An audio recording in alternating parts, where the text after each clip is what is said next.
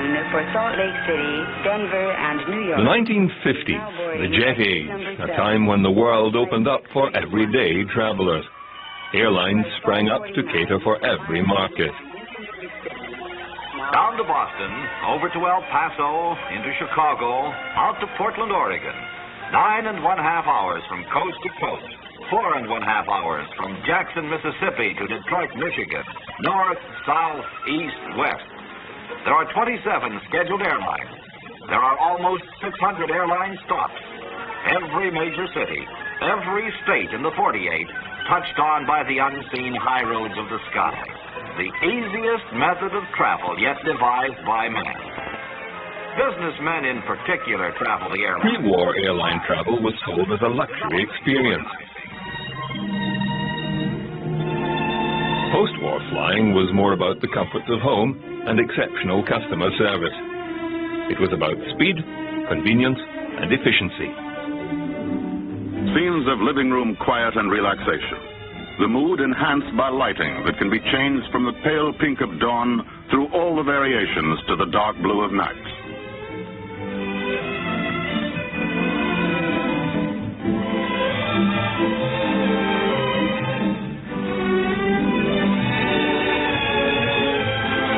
Ladies and gentlemen, this is your captain again. I've just been talking with flight control at London Airport. The temperature there is 64 degrees and the weather is clear. If you haven't already changed your watches to conform to the time difference, I suggest you do so now. We are now making our descent. I won't be speaking to you again, as we'll be in our landing pattern over London in the next few minutes. It was a pleasure to have you aboard our jet clipper. We hope to have you with us again soon. Thank you.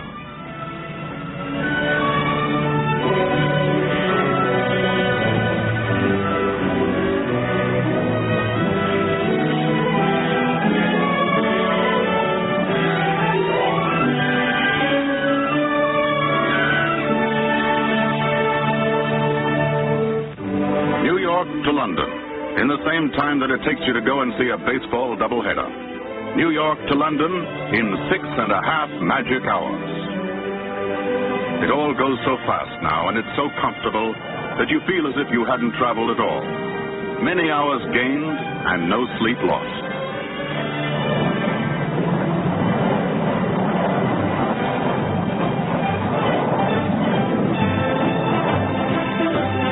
New York to Paris. 7 hours, only 30 minutes longer than to London. Paris, right away you're in the swim of things, because once more you've landed refreshed, and with extra hours to do what you want to do in a leisurely way.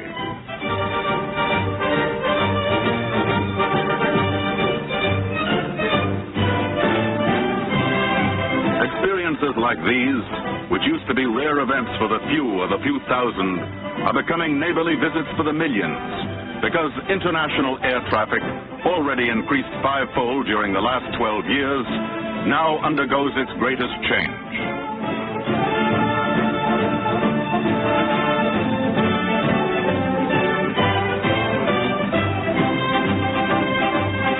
Jet speeds will help to accomplish one of man's long-sought goals, an easy interchange of peoples throughout the world. Transoceanic flights now become short hops. 6.5 magic hours to Europe. Airlines looked to new technologies to cope with ever-increasing passenger clipper flying boat services. Pan American Airlines entered the jet age with the $15 million Boeing 707.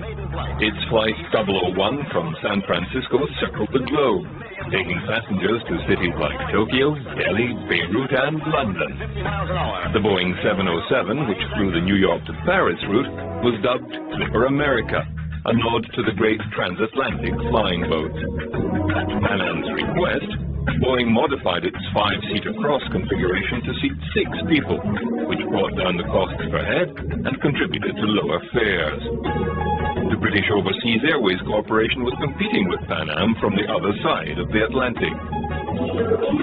Flight 906 to Colombo, Karachi, Calcutta, Bangkok, Hong Kong, and Tokyo. Will passengers please go to the south exit, where the coach is ready Like the Americans, British Airlines were keen to portray air travel as suitable for the masses, not just a privileged few. The air, said an 18th century seer, is an uninterrupted, navigable ocean that comes to every man's door. Today, the airlines of many nations have turned that vision into commonplace fact. Their gleaming silver and flashing air screws are at every man's door, tempting him into the blue. At airports, from London to Rio and Dum-Dum, you can sample the stir and bustle that never ceases the clock round. Glimpse behind the scenes, the wonders of radio and radar, that now, according to statistics, render you safer in the air than in your own home. You can travel 21,184,000 miles before you can reasonably expect to be killed in an air accident. That's over 88 return trips to the moon.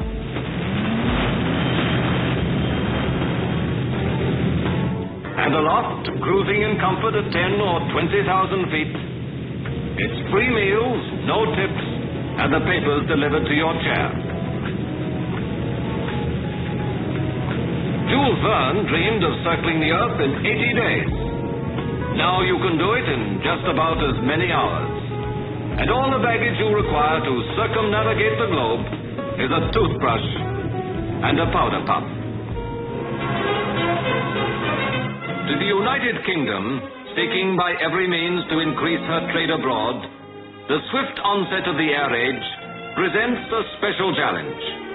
BOAC formed British European Airways Corporation after the war to replace flights within Europe previously operated by the Royal Air Force. BEA swallowed up several smaller regional airlines and flew passengers and cargo all over the continent and North Africa. Now, only a few years later, the name of British European Airways is well known all over Europe.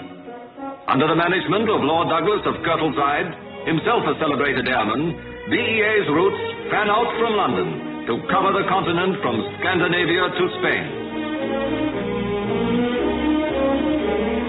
Starting virtually from scratch after the war, its services of freight and mail are making it a very real factor in the economic integration of Europe. Swiftly becoming the largest airline entirely devoted to European traffic, BEA now carries nearly 1 million passengers a year on business or pleasure bent from Prague to Belfast. Already familiar as well throughout the great cities of the world are the initials BOAC, British Overseas Airways Corporation. This is Britain's long-distance airline, now organized to keep more than 50 planes moving above the globe every minute of the day and night.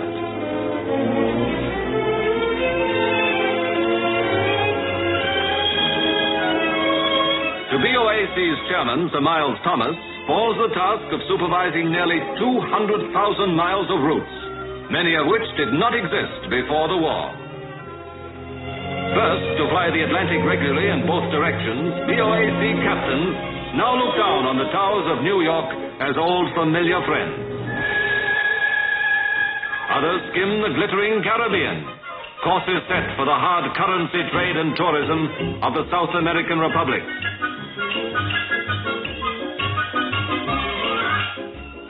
As well as supplying their own thriving air routes, British aircraft manufacturers exported to airlines around the world.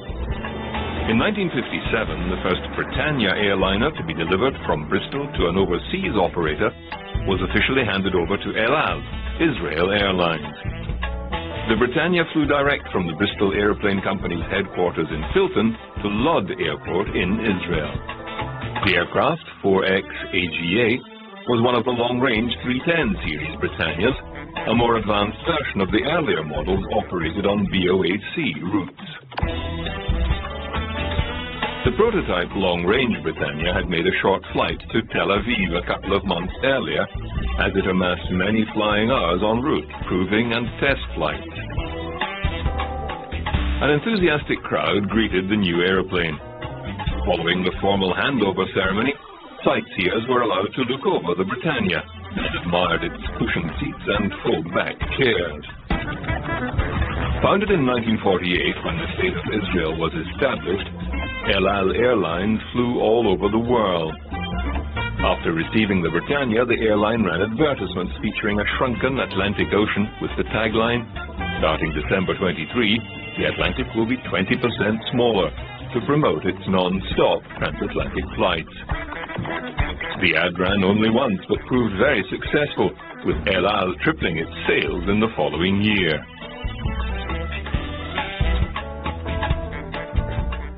It also flew the Tupolev 114 turboprop, a long-range airliner that came into its own when the Soviets put a ban on Western airports during a time of Cold War tensions in the early 1960s.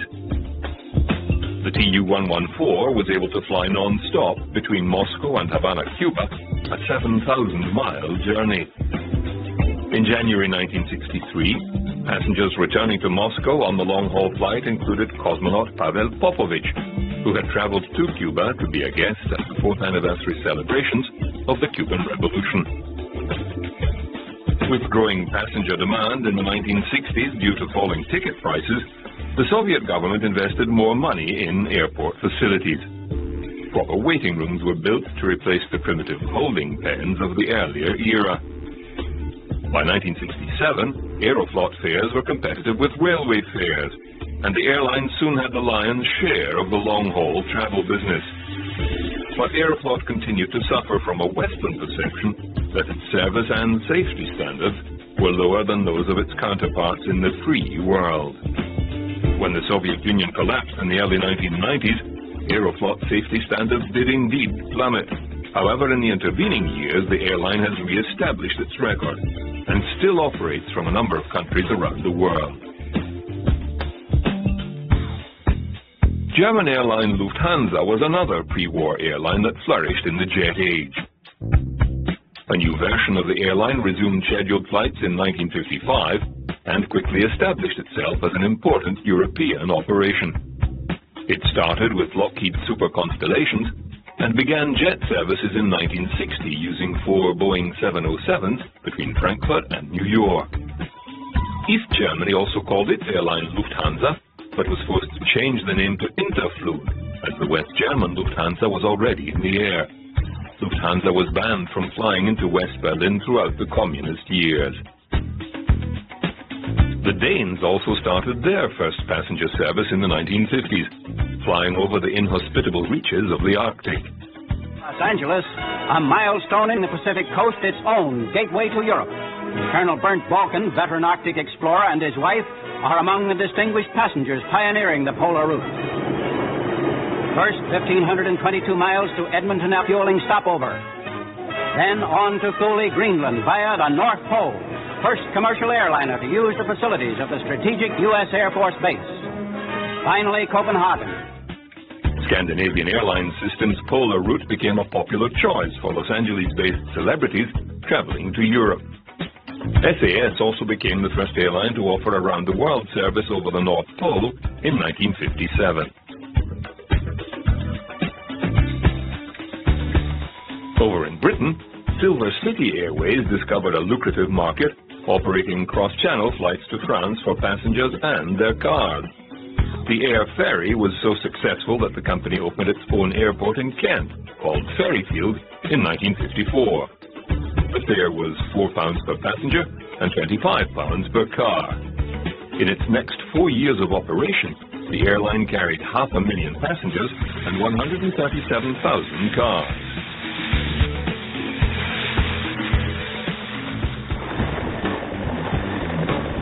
Another form of passenger transport gaining favor in the 1950s was the helicopter.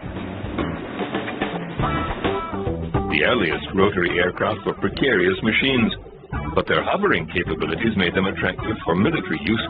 The Second World War spurred development. By the end of the war, those considering the transport needs of tomorrow saw the helicopter as a potential commuter aircraft that could sail over the traffic jams of the city and deposit its passengers on the roof of a building. runaway express train, the Bristol 173, the flying railway carriage goes through its paces. Futurists envisaged multi-level car parks with rooftop landing bays for helicopters.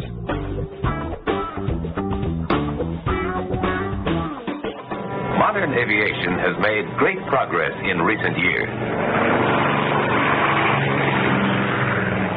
Huge airliners carry into the sky each day an ever larger tonnage of cargoes and passengers. Jet propulsion has made possible extremely high speeds.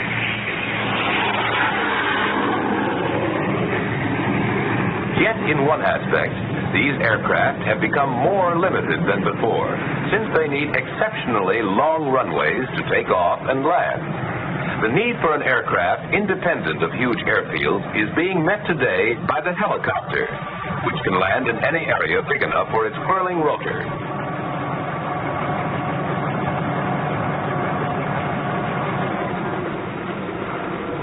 Helicopters are being used today for a wide variety of jobs, which can't be handled by other aircraft.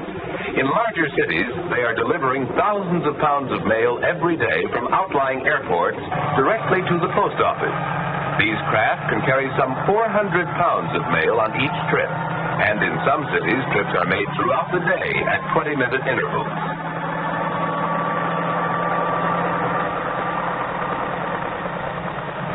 Flying over city traffic, the helicopter can land directly on the roof of the post office itself in a fraction of the time needed by mail trucks, thus greatly speeding the delivery of mail. Helicopters have found important uses in the country, too, where they are used for dusting crops, which would be damaged by ground equipment.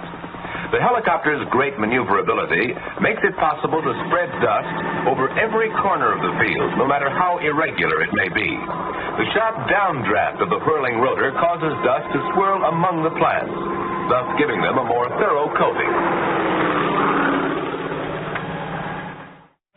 There are a number of different kinds of helicopters being flown today. Some are designed with two rotors, which turn in opposite directions. Each rotor counteracts the torque action of the other, and thus eliminates the need for an anti-torque tail rotor.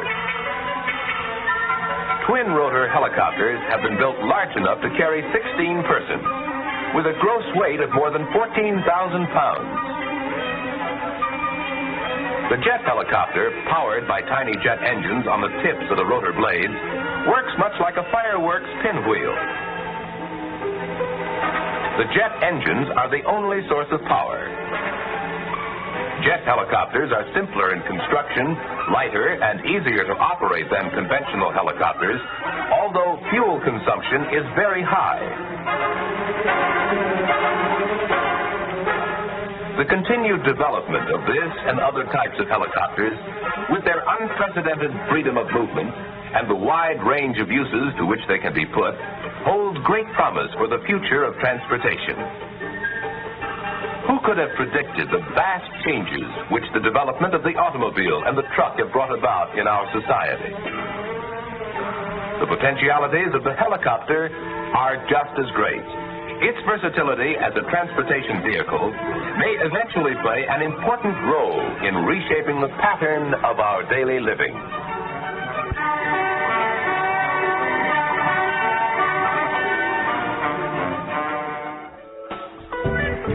1954, helicopters made civil aviation history in England when a helicopter flew a passenger flight between Heathrow and South Bank. The scenic trip gave passengers good views of London's icon as the aircraft flew along the Thames River. British airline BEA was keen to incorporate helicopters into its passenger fleet. Its chief executive, Peter Masefield, saw a future where the journey time from London to Paris was reduced from 3.5 hours by fixed-wing aircraft to 1.5 by helicopter. The company became the first in the world to operate helicopter scheduled passenger services between Liverpool and Cardiff. However, with accommodation for just 3 passengers, the service was uneconomical and only lasted a year. The biggest obstacle to helicopter airlines was the difficulty in reducing passenger mile costs, something fixed-wing airliners were able to achieve with ease as they increased in size.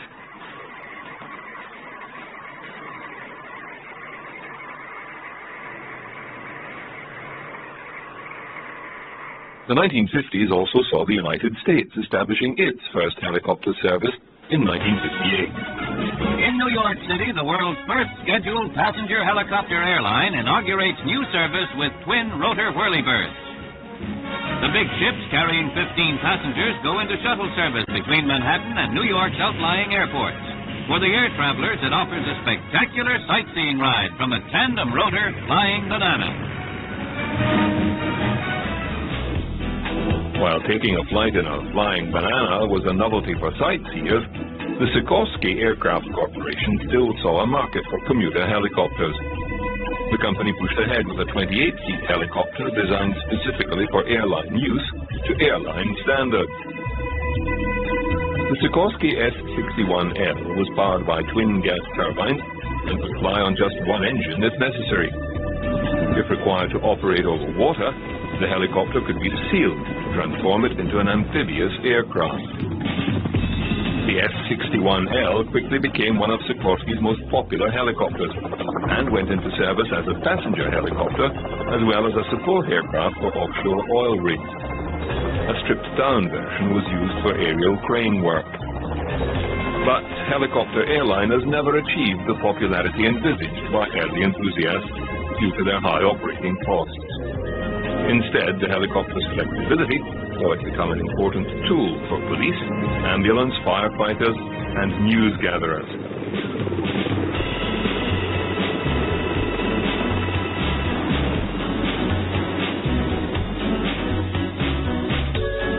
Aeroplanes themselves were found in the news with increasing frequency. In 1956, a Hungarian civil airliner was hijacked by anti-communist students and diverted to a NATO Air Force base in Germany. There was a savage in-flight struggle between the 7 students and 10 pro-government passengers and crew. 12 people were hospitalized, including 5 of the escaped conspirators. The plane dropped from 4,000 to 800 feet before the hijackers seized the controls. Despite being faint from loss of blood, one of the students piloted the plane to the ground and enabled the group to defect to the west. While new airliners captured the world's attention in the 1950s, some pilots still preferred the simplicity of the old.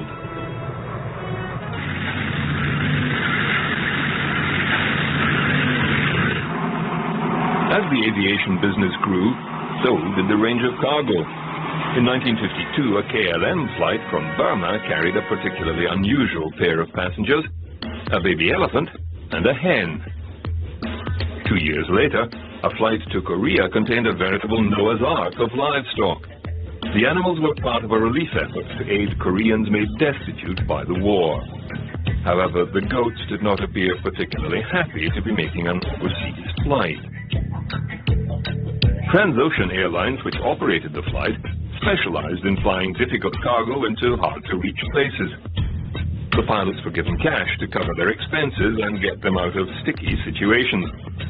From planeloads of pilgrims traveling to the holy cities of Mecca and Medina during Hajj, to monkeys transported to the United States for the Salk polio vaccine program, the airline's pilots saw it all.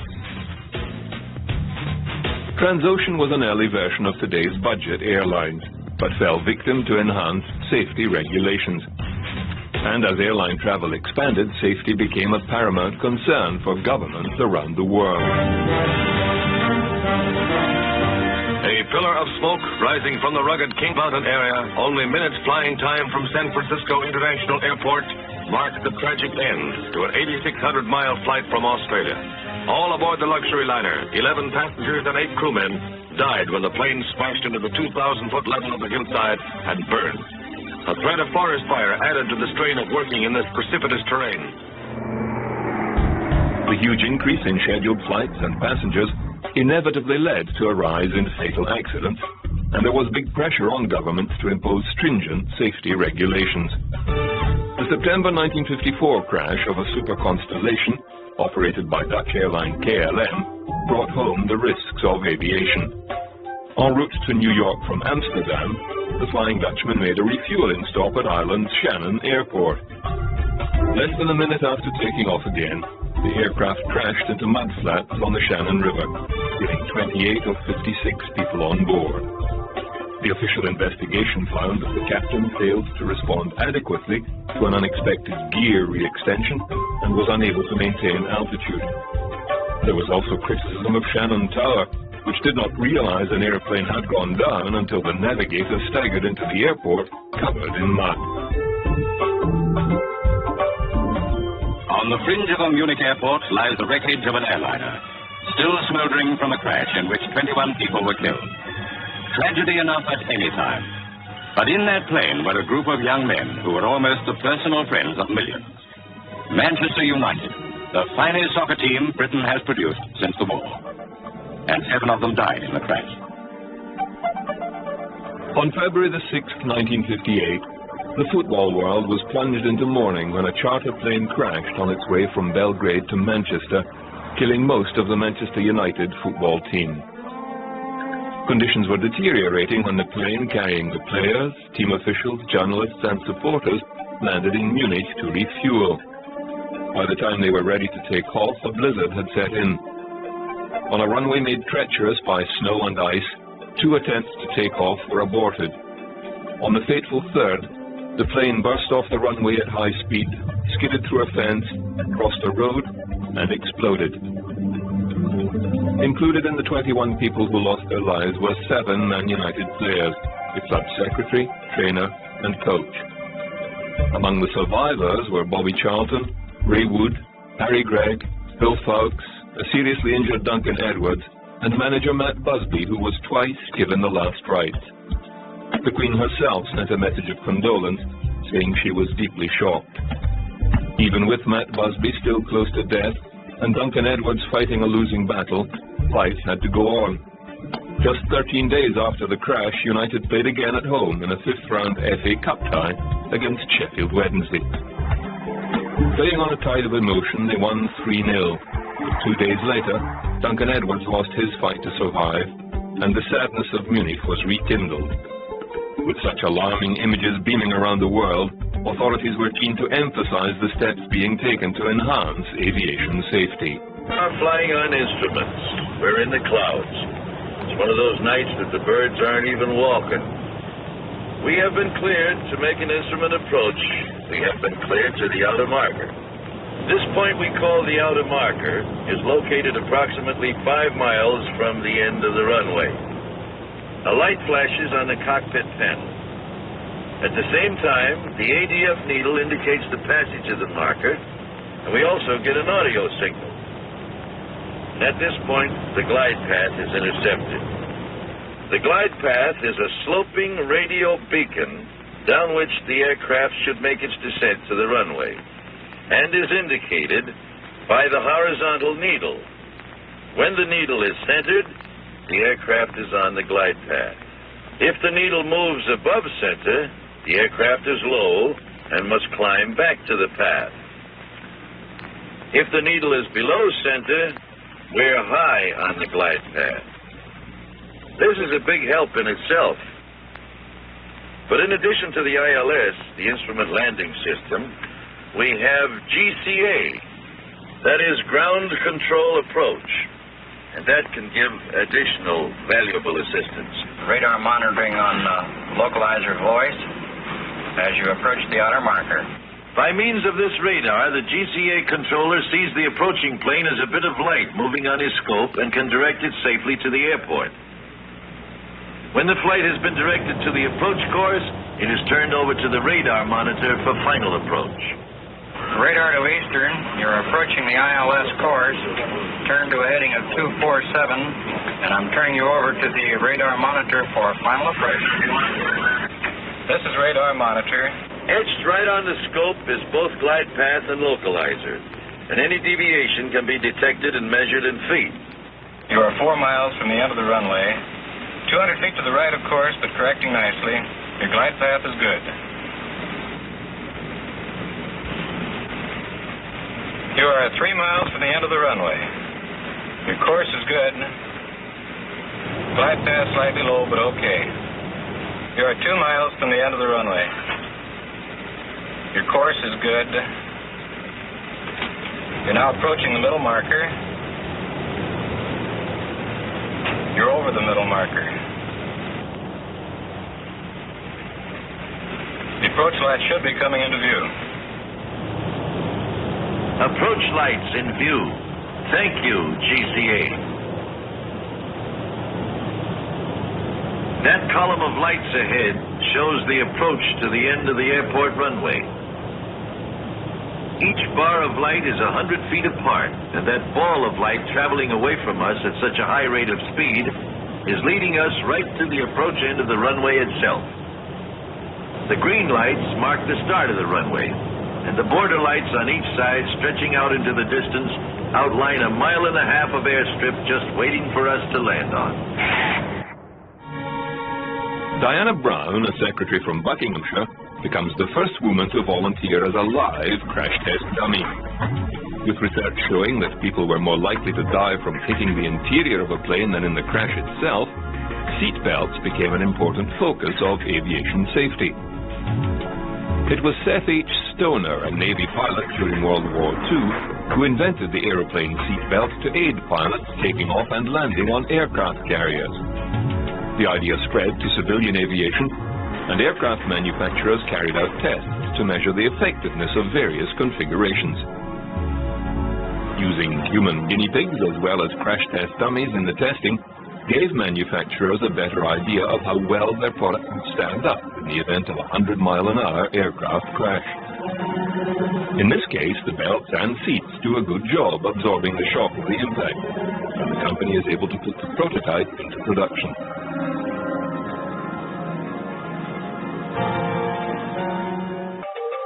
Aeroplane flight systems increased in complexity throughout the 1950s and 60s, so pilot training was a priority.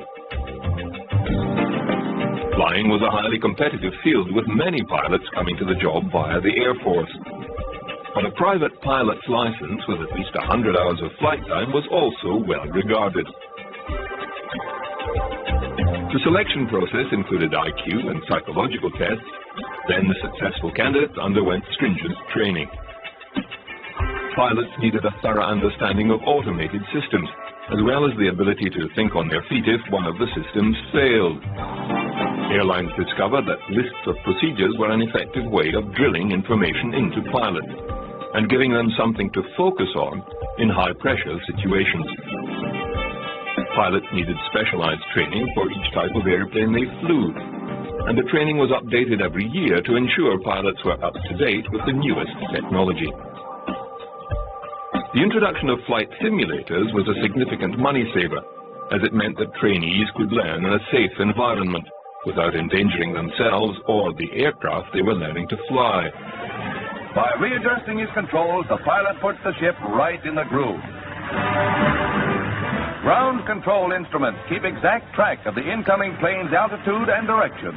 In the thickest fog or darkest night, all the safety systems available could not protect civilian airliners from military aggression. In 1952, an Air France flight got a fright when 2 Russian MiG-15s opened fire on the DC-4, causing major damage and wounding 3 passengers.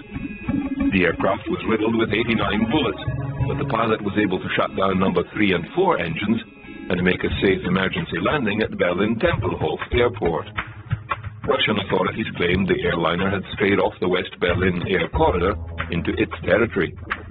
However, in the context of Cold War tensions, it appeared that the attack was unprovoked and was a deliberate act of aggression against the West. A more deadly attack occurred in 1954, when a squadron of Chinese LA-7s shot down a Cathay Pacific Airways Douglas C-54 Skymaster off the coast of Hainan Island, killing 10 of the 19 people on board. China said it mistook the airplane for a Chinese nationalist warplane.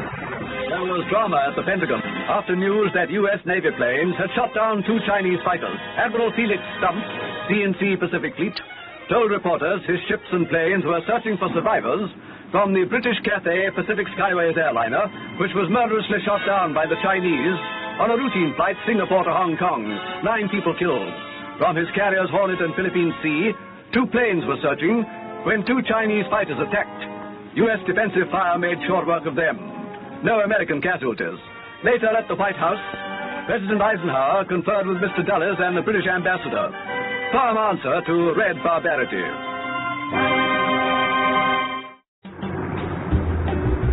While airliners were created for the masses, there was still a market in the aviation industry for luxury travel. And it didn't come much more luxurious than this specially adapted DC-4, captained by Thomas Keegan. Formerly the property of an American mining magnate who traveled the world with his butler in attendance, the aeroplane was up for sale in 1962 for a hefty £100,000. Captain Thomas Keegan said the President of a new African Republic had indicated his interest in the aircraft. Cabin attendant Siti Baizwara Hussein showed potential customers the gold-class service they could expect in the luxury plane.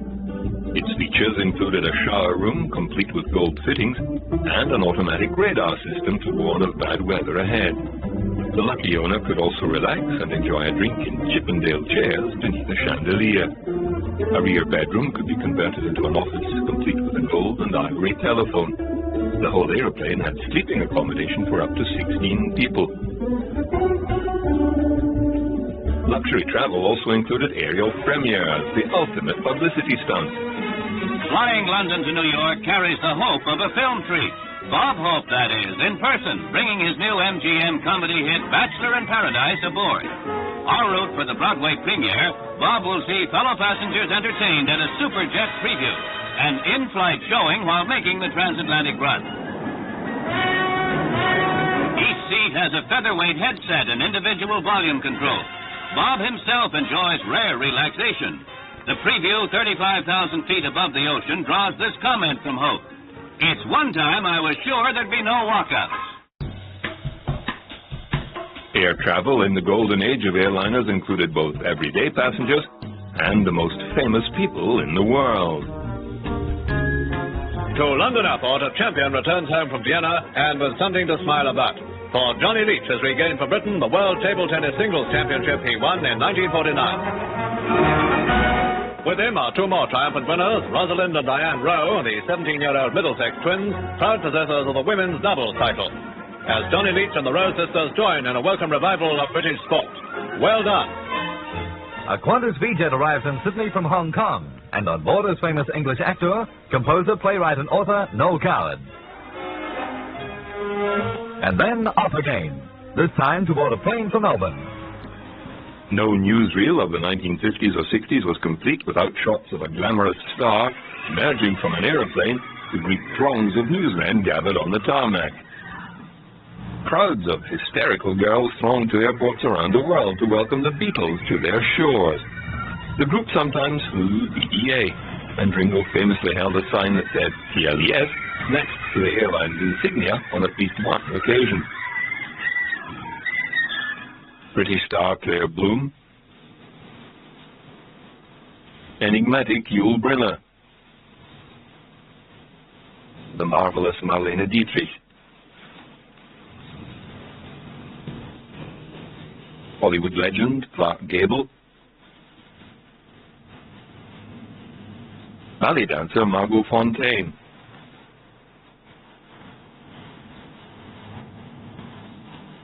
the suave Cary Grant,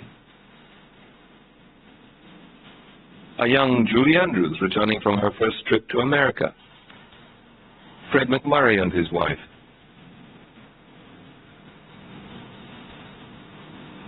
British star of stage and screen Angela Lansbury,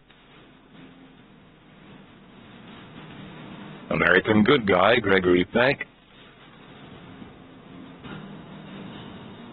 Lovebirds Elizabeth Taylor and Mike Todd, crooner Frank Sinatra, and Britt Ekland and husband Peter Sellers all contributed to the glamour of air travel. And none more than the greatest of them all on her first visit to England. Down on the passenger list as Mr. and Mrs. Miller, a honeymoon couple arrive in Britain to face the biggest headline since Caxton set up in business. Yes, it's Marilyn Monroe arriving with her playwright husband, Arthur Miller. Flashbulbs were popping from every angle, but Marilyn had nothing to say for the microphone.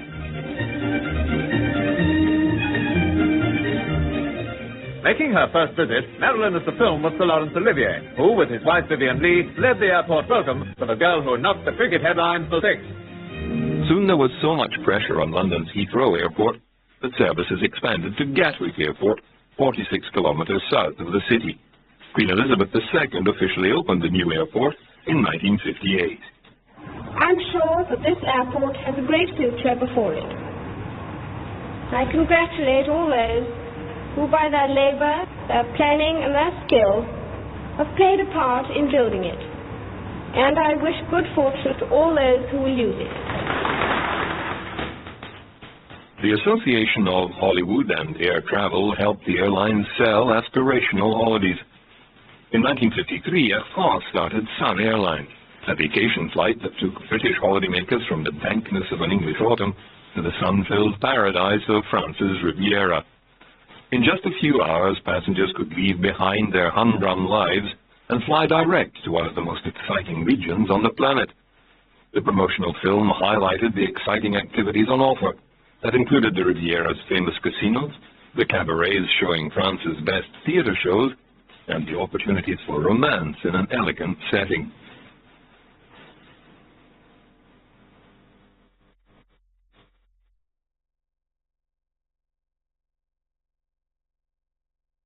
America's Riviera jet-setter vacations were a little less restrained.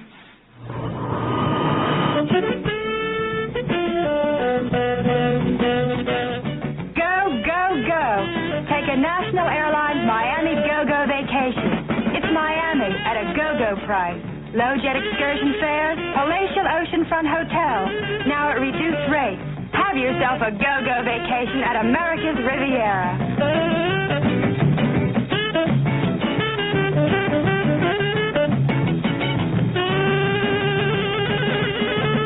It's National Airlines Miami Go-Go. At a go-go price everyone can afford. Are we putting you on?